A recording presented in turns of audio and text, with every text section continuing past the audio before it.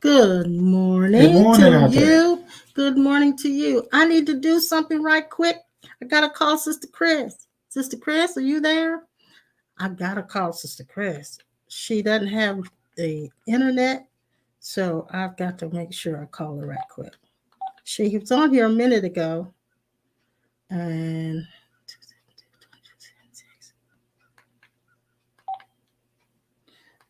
we don't have a line. I unplugged it. Uh, I forgot to. oh no! I forgot you were. My husband unplugged the phone, and Sister Chris was on it. You Oh didn't. You my didn't. You didn't gosh. tell me Oh that my you were gonna have that. gosh. Oh my gosh. Anyway, we love you guys. Hey, Apostle Norma, you're the first one here this morning. And Vern is the next one in line. You're the Hungry Birds this morning. We're glad you're here. There you Give me a minute. Just give me, you talk to them while I call Sister Chris. go. Okay, you guys. I'm sure you had a good week, and I see you coming online like a full-fledged believer, seer, and miracle worker. Everybody that comes on today, you're going to see miracles take place right in front of your face. Now we're going to go into some more mysteries of who we are. And that kind of information keeps your attention alert, and it causes us to take in more the oxygenation of our infinite identity. And we'll keep doing this until we finally clear out everything that would interfere with us seeing our true identity and Okay. the Christ self. Okay? I got Sister Chris. Reverend unplugged the phone, Sister Chris. See, that ain't got nothing to do with eternity. See, that's what she's talking about. We're starting off with a bang today. We're starting off with a bang. Hey, Vern, thank you for reminding me, sweetheart. If I hadn't seen that, I wouldn't have known Sister Chris was gone. Hey, Keely and Mark, happy Sunday to you. Good to see you both. Jill and Morgan, I'm glad you're here, sweetheart. Sandra, I'm glad you're here. Don Diaquilin. Good to see you And all. Devanya and Adele. Dee and George, we still on? Tanita, hey, sweetheart, tell your mom hello if she's not watching. And Gerald. And Phyllis and Gerald. Phyllis, Hey, I hope Edward's Sean doing well. Grayson, You and, all you, you and all you Edward. guys. Deborah Hey, Reed. Deb. And Lori, hey, Lori. sweetheart, how are Yeah, you? good to see you. And Sharon, I hope Miss Essie's doing well. Yes. All righty. All righty. You started talking already, Okay, yeah. so let's We see. were talking Where do we about want to start? this information. I say I write down some of these things, and here's what I wrote lately. Each one of us is God's infinite self. Yes. Now, we've always said He was the infinite identity, but we are also the infinite identity. When Jesus said He was the door, that means that if we are in full awareness of our infinite self, we can tell the universe and everything else that we are also the same door. Yes. The same door, the same connection. And you know, when this thing is real in the sense of you experiencing it, you will begin to notice how much of God, how much space has been allotted in your life to recognize that you and God, and of course, contrast is you and, are more amplified, and you become more relaxed in seeing, being, and awareness in experience. Now, just because you can't experience this does not mean that you're not there. Because I hear a lot of you saying, show me how to get there. There is, or how to stay there. How to stay there. The staying ability, you have to get this through to your individualized, separated identity. You have to understand the staying there is God's responsibility, not yours. Wow, I heard that. The staying in this manifested state is not your job. Well, when we say I want to stay there, what we're actually saying is not so much we want to stay in that pure essence or that we are, because it's not a state. But what we're saying, we want to experience an altered state. And I think that's where the misconception has come in. We think that most of us have had this belief that when we wake up, we're supposed to feel different. And we've said this over and over and over and I over. like what you said. But there is no feeling different, because it is what you are. When you say when we wake up, Mm-hmm. sit down and take the word we, it's that little two letters, we, W-E, Mm-hmm. and look at it and meditate on the fact that the we that seems like it has to meditate on God, or the we that is already there. Yeah. Distinguish between those, because you're going to find out that, here it is, you're going to find out that there is not anything for your false self to do. Well, and this may be taking them a little too far, taking them a step too far, because I know all of you guys are not at the place of the dissolving of that is the personal self. Mm-hmm. Uh, Many of us still feel very personal and think very personal. So when we say we wake up, there really is no we to wake up. Okay. Yeah, that's what I'm trying to say. All that is God, which is the essence of life. And so the essence of life is what you are. You may, even if you're washing dishes, if you're cutting your toenails, if you're brushing your teeth, if you're having an argument with somebody, if you just had a car wreck, if you went for a walk, if you stomped your toe, if you just walked in the door, you are still that essence of life.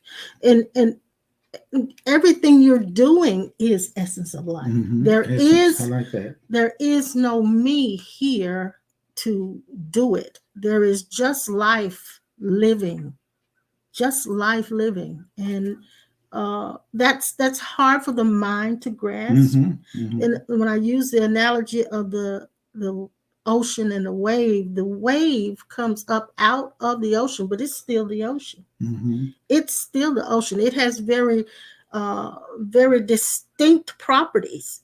It has Mm-hmm. shape. It has noise. It has color.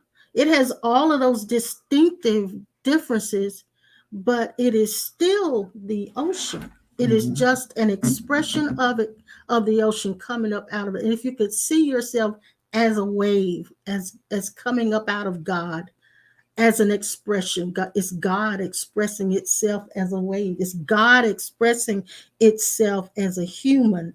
And so there's not a lot of there's no changes really needing Mm-hmm. to be made. Mm-hmm. And a lot of the things that we think need to change Mm-hmm. would automatically dissolve once that realization hits us. So, I understand exactly what you're saying. I've just found something here that I can say to you now, that 50 years or so more ago, I had a chance to experience the appearance of Jesus, my wife and I, and I experienced what it was like to see and feel the fine linen garment, or the robe that he wore. Mm-hmm. And I just looked right here in Mark. We were given so many clues. 15. Here's another clue. We were given so many clues. Yeah. Mm-hmm. And I had a chance to see his robe, and it was perfect. It was made out of his spirit body. Mm-hmm. I just found here in Mark, it said, and they bought fine linen, the 46th verse, and took him down and wrapped him in the linen and laid him in a sepulchre which was hewed out of a rock, and rolled a stone under the door of the sepulchre.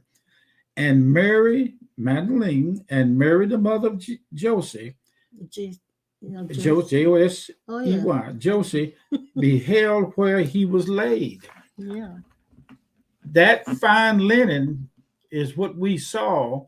yes, That was a piece of it cut out and shown in a magnification of our vision to see exactly what Jesus' robe was made out of and how it was put together by spirit. yes. And I remember Keely mentioned that we're all woven together as a tapestry of God. And I remember what she said, which was beautiful. Good morning, Brother Kessler. I'm glad to see you here on with us. Yeah, And good to see you, man. I'm glad you're doing well. Uh, Buzz says, mhm. I feel different. I'm happier and don't suffer as much. Oh, I'm so glad to hear that, Buzz. Buzz, I am absolutely grateful for you, the gratitude toward you and back to me about what you just said.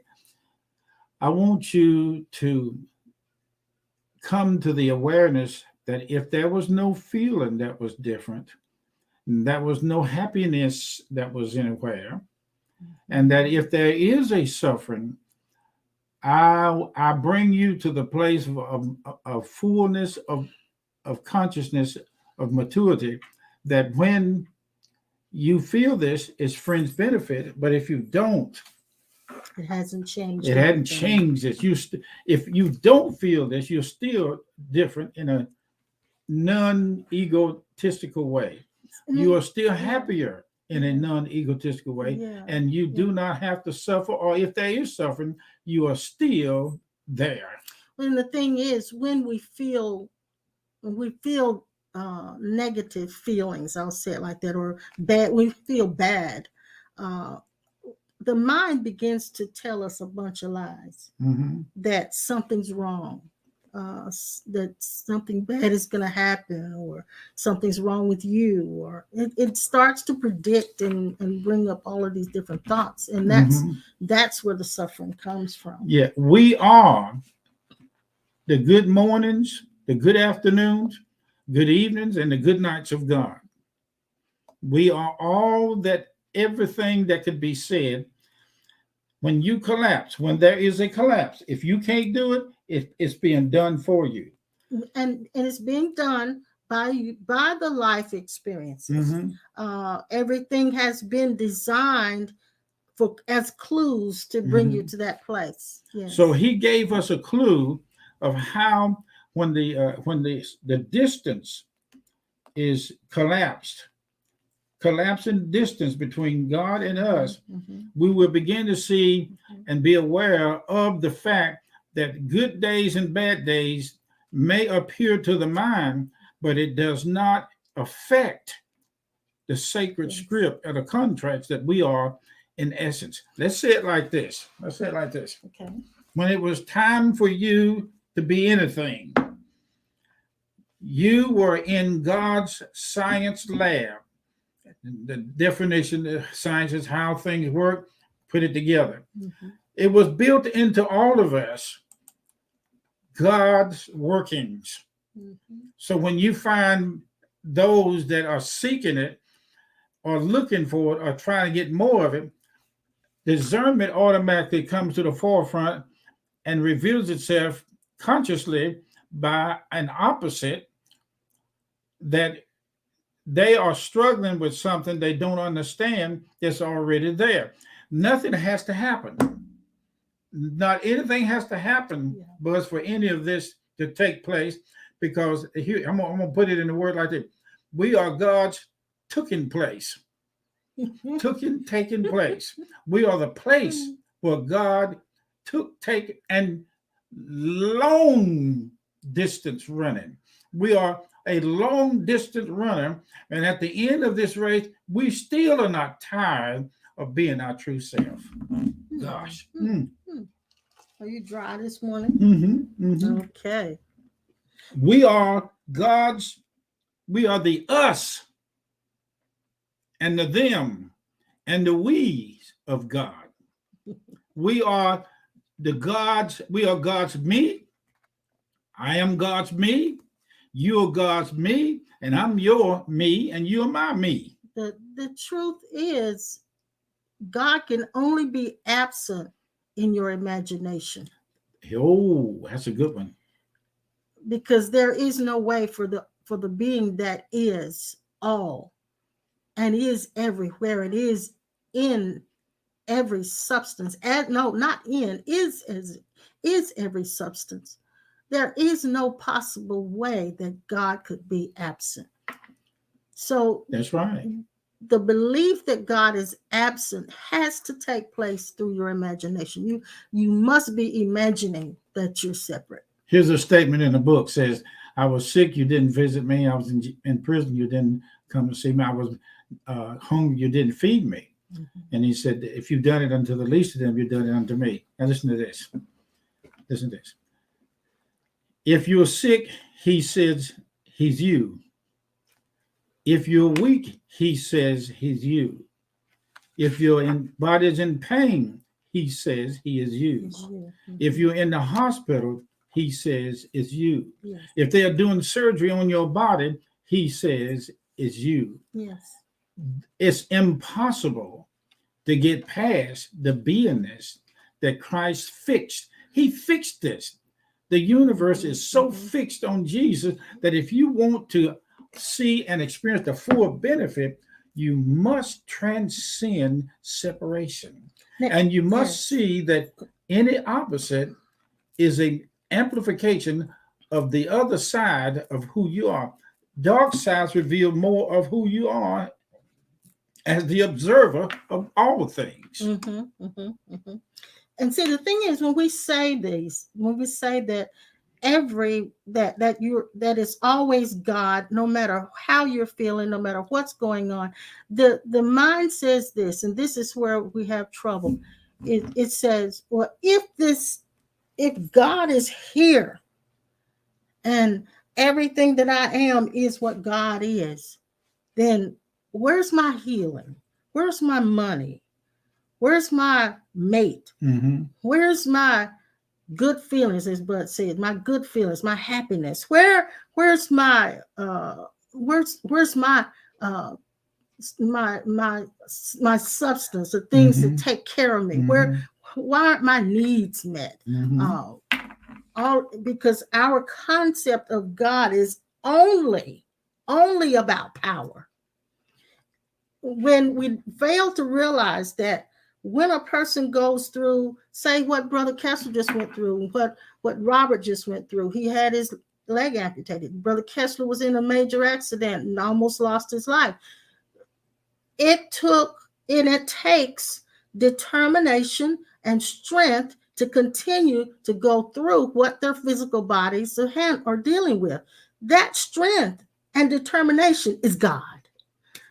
When you don't have the money and you're anxious about something getting taken or cut off, the ability to pull yourself together and find the resources or the ability to sit in a seat and bring yourself to peace, that's God. Mm-hmm. So when we talk about God, we're not talking about exploits that blow you away. We're talking about in a very normal, natural way, the things that you're able to go through and endure, the things that you're able to transcend, the things that you're able to overcome, that power is God.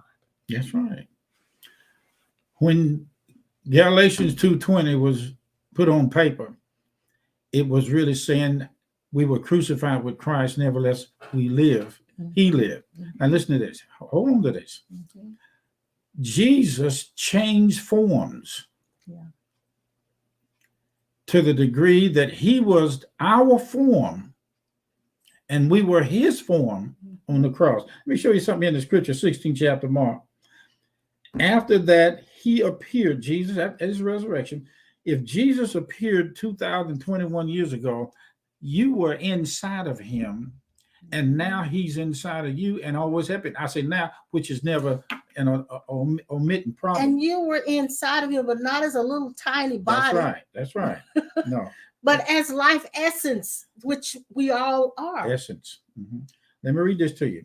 After that, he appeared in another form unto two of them as they walked and went into the country. So he was a shapeshifter. He was a shapeshifter. That's right. It says he appeared in another form. Now listen to this.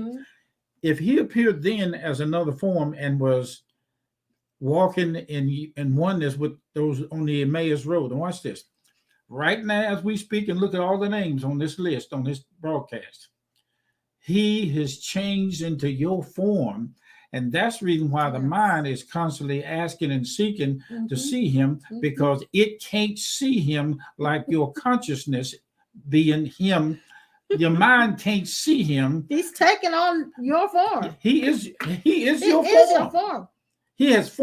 He formed himself into us so that the security, all right, here it is, so that the insecurities would not amount to anything as losing contact with God. Yes. This is something of a revelation that I'm seeing right now as I speak to you.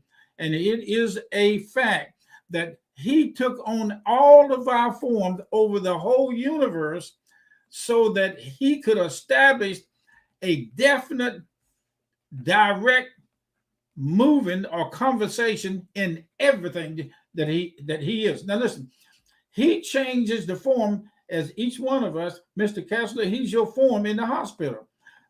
Pat Hayes, he's your form on this broadcast. Alicia, he's your form. Sandra, he's your form. James Kessler and all the rest of you, Buzz, he is your form.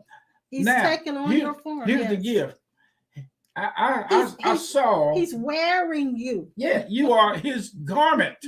Yes. You are the linen material garment on Jesus' body, as well as being his body.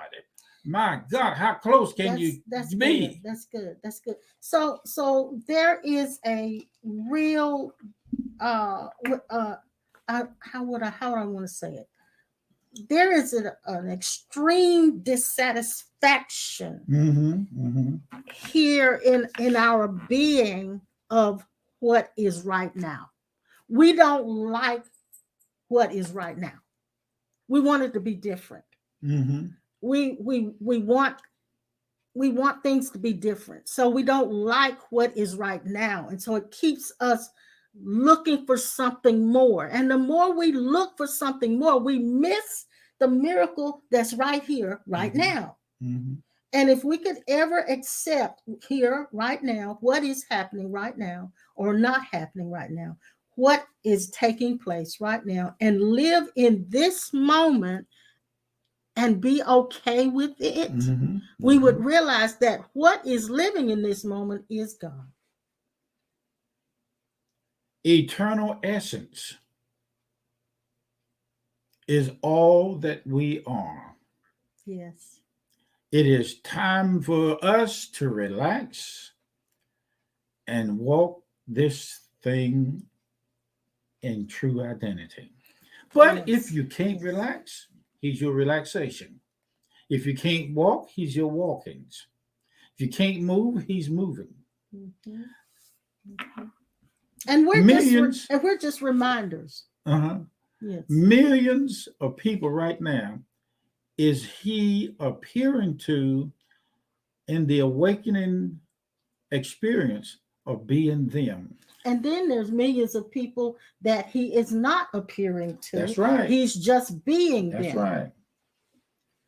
God is also the self-awareness of himself as us. I like what Jill said. She said joy is integrated in our being.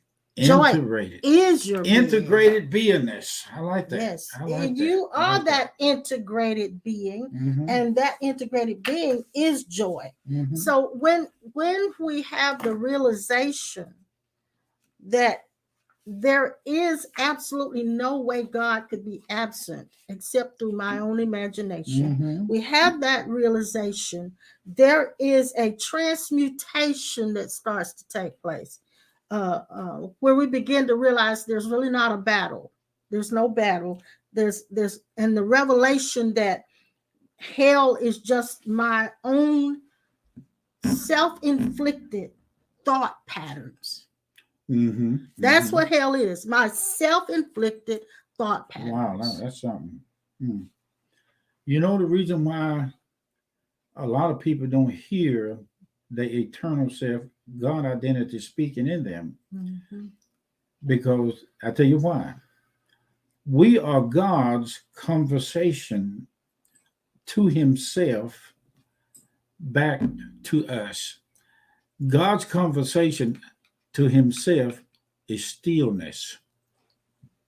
Yeah. God does That's not his make. language. That's That right. that is God. And I don't want to say his, because then It the is. mind It is. conjures an old Mm-hmm, man mm-hmm, or a mm-hmm, big man in the sky. mm-hmm. But that's its language. That's right. That's right. And it's really our language. Between us and God, there must be an opposite to show and reveal the contrast, because as the opposite, we are observing left and right being above all that walks in the Yes, middle yes, path. yes, yes. That at the same time, I want you guys to hear this, because the church for years has made it look like, and I'm not fussing at them or nothing like that, just making a point. For years, they have all made it seem like God only attends and reveals himself to a certain class of people. And that class of people, the church called, is the born againers or the believers. Do you know God is manifesting himself without any permission from any type of uh, club, any type of church, any type Mhm. of belief or religion? It was I not, saw yeah, this. yeah, My consciousness popped and expanded. yeah. And it was not Jesus' intent to build a religion. No, no, He it did wasn't. he It did wasn't. not come to build a religion. He came simply to tell us and to show us who we are as Mhm. an example. He was the example of who we are.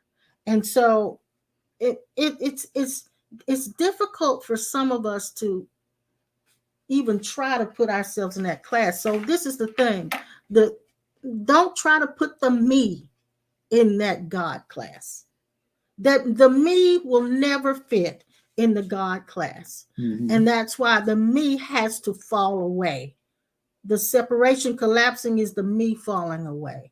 Not so much and that's there's a fear in that. There's Mhm. a fear of the me falling away because it sounds like death. It Mhm. sounds like death. I want to respond to what Buzz put up. He Okay, go ahead. says, all of my struggles have helped me realize that I'm okay. Yeah, We are all okay. yeah, It's okay to struggle sometimes and to be not yeah. what others think we should be. And Mhm. the truth is, Buzz, the ability to go through those things and have the struggles is God's power. That's That's right. God's power.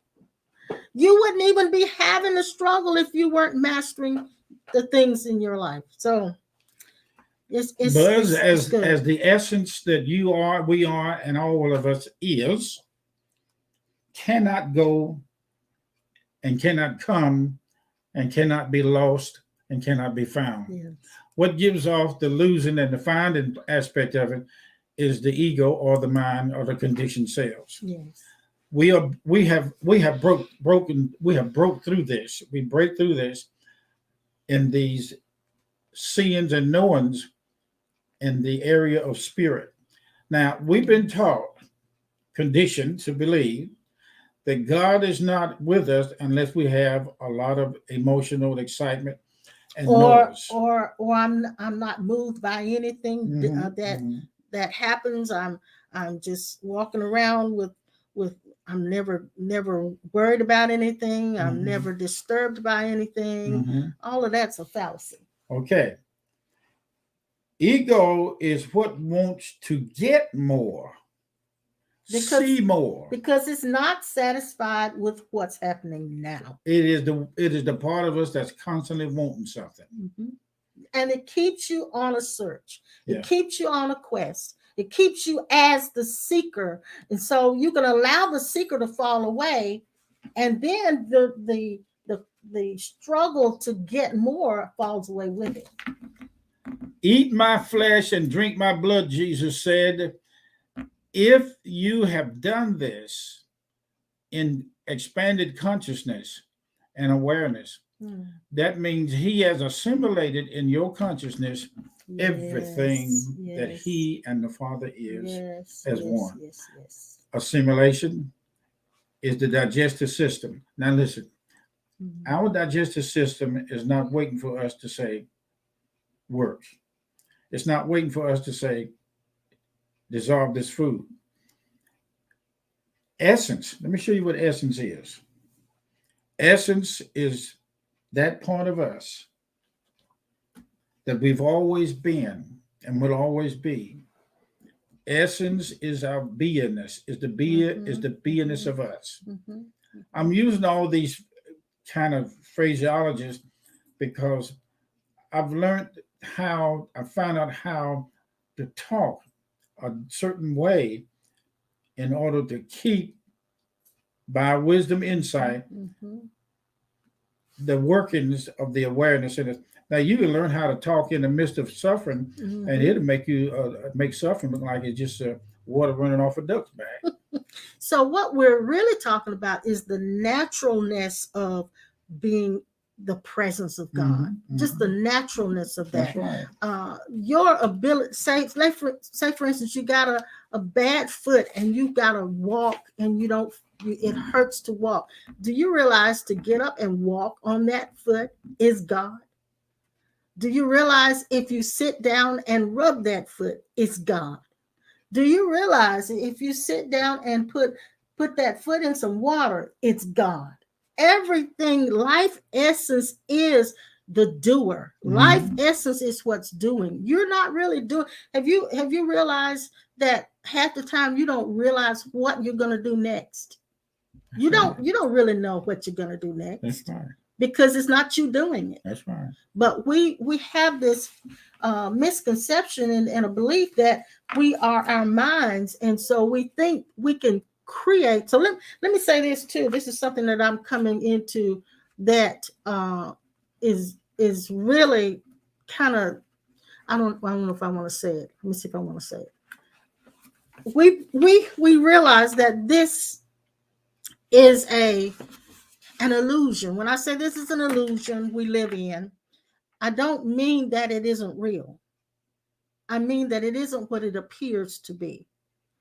And so what we've done, we've taken this dream world that we live in, and the majority of teachers, people who are working in the self-improvement field, are teaching people to use their minds to create a better dream, which is fine. That's great. But you're still asleep. And once you go through trying to create a better dream, you still don't really find out who and what you are. But I'm going to have to step out for a minute. I'll be right back. So, holy moly. Holy moly. So we're not talking about creating a better dream. We're talking about awaking out of the dream. There's a scripture that says, "Awake thou that sleepest, and Christ shall give thee light." So when we realize that there is no possible way that God could be absent, then what comes with that is a realization that where the mind can no longer lie to you. That's the thing. The mind can't lie to you anymore. And so you end up with a lot of the things you've been struggling to have happen automatically just start unfolding and taking place. Let me read what Buzz says. I like what Buzz says. He says, "I like what Rupert Spira said about the separate cell is that which spends the rest of its life looking for itself. It is both comedic and tragic. We already are what we are searching for." Exactly. That's exactly what I'm saying. You are what you're looking for. So it's the seeker that has to collapse. The seeking has to collapse.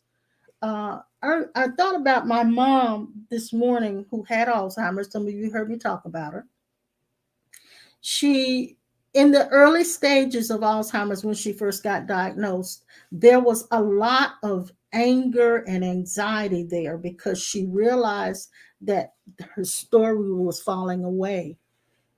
As it progressed, I remember there was one incident where mom started to drink real heavy.